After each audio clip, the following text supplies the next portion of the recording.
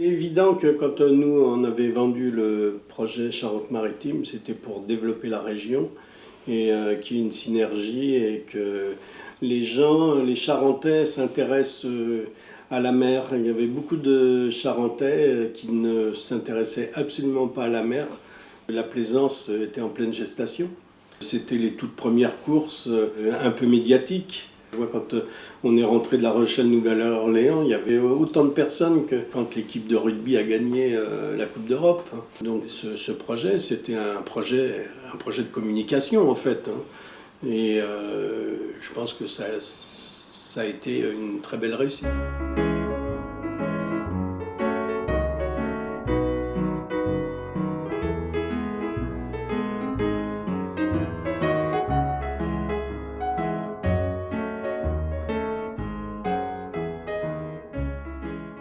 Les premières fois où on est venu sur La Rochelle, c'était pour faire donc la semaine internationale de La Rochelle.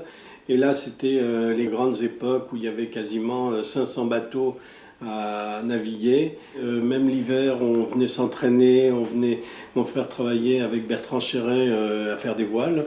Et on venait faire des essais de voiles au mois de décembre, au mois de janvier. On n'avait pas toujours très chaud, mais le port commençait à s'agrandir. Mais il y avait quelques pontons, c'est tout.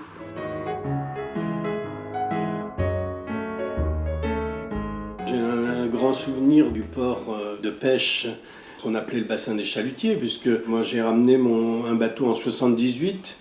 On était chez Navigue Atlantique à préparer le bateau. Il y avait encore les grues électriques qui étaient sur rail, des grues qui appartenaient à la chambre de commerce, qui déchargeaient les poissons.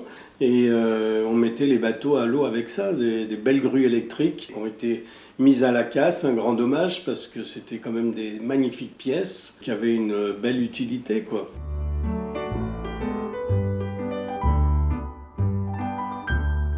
Le projet Charente-Maritime, il est venu d'une idée où, avec Jean-François Fontaine, on faisait la course du Figaro et on avait envie de faire un multicoque de course pour aller faire La Rochelle-Nouvelle-Orléans, qui était une course qui avait été lancée par la ville de La Rochelle. Et là, on a décidé de construire un catamaran exprès pour cette course. Donc ça n'a pas été très facile parce qu'il a fallu quelques personnes très influentes et puis très motivées pour convaincre le conseil général. La ville de La Rochelle était très frileuse. Jean-François Fontaine avait été voir notre ami Michel Crépeau qui avait écouté le projet, qui avait dit à Jean-François à l'époque mais Monsieur Fontaine, vous n'avez pas les pieds sur terre.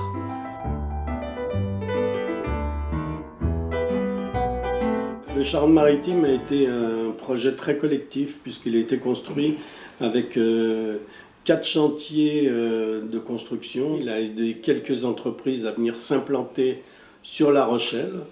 Je ne citerai pas là toutes les entreprises, mais là il y a eu un gros développement suite au projet Charente-Maritime.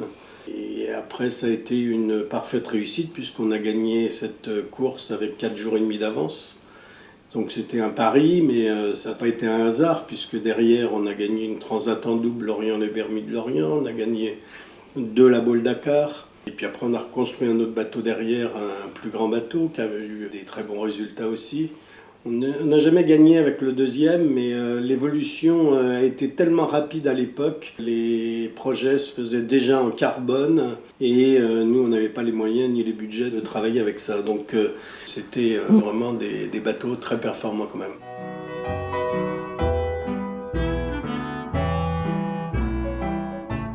On a fait ce premier Vendée Globe avec un partenariat Charente-Maritime et TBS. Donc on a réussi à boucler le budget, à faire un bateau de façon très rapide, en quasiment 8 mois. Et là encore, y a le chantier Hervé qui a fait la coque, le chantier Pinta qui a fait le pont, Jean-Pierre Maréchal qui a fait le mât du bateau du Vendée Globe. Et il a fallu être au départ quasiment un an après le début du projet, quoi. Oui, donc c'était une très belle course, 113 jours de mémoire. J'ai fini 5e avec un gouvernail qui a cassé. Malheureusement, j'ai pas pu la refaire parce que les budgets étaient trop lourds, trop importants, et donc on ne pouvait pas suivre pour refaire ce genre de course.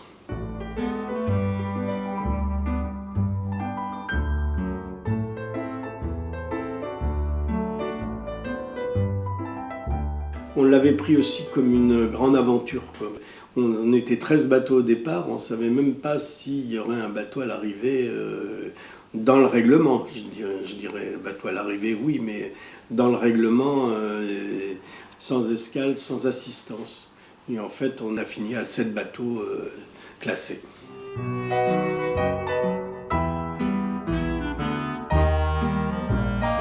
C'était une course assez difficile. C'était surtout assez angoissant, parce que moi j'avais jamais été dans les mers du Sud, contrairement à certains. Mais on avait à l'époque radar, on avait navigation par satellite, mais on n'avait pas les GPS d'aujourd'hui, quoi. Donc on était moins précis, on n'avait absolument pas de marque de parcours, donc on pouvait aller très bas si on voulait. Mais on était tous dans le même état d'esprit, hein. On peut en reparler avec tous les coureurs, on était tous dans le même état d'esprit.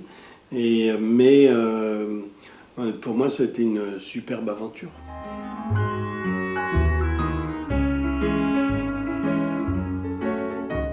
L'idée d'avoir un pôle course à La Rochelle, c'est une idée qui est depuis tout le temps, puisque au moment de La Rochelle-Nouvelle-Orléans, on avait réuni dans le bassin quasiment tous les bateaux au départ, des multicoques, des monocoques. Et il y a beaucoup de bateaux qui seraient restés ici sur La Rochelle si on leur avait permis d'avoir quelques facilités, ce qui n'a pas toujours été le cas aujourd'hui. Alors, si aujourd'hui il y a la volonté de faire un pôle course, c'est quelque chose de formidable. Et il faut savoir que ça ramène quand même beaucoup d'économies dans l'histoire, quoi.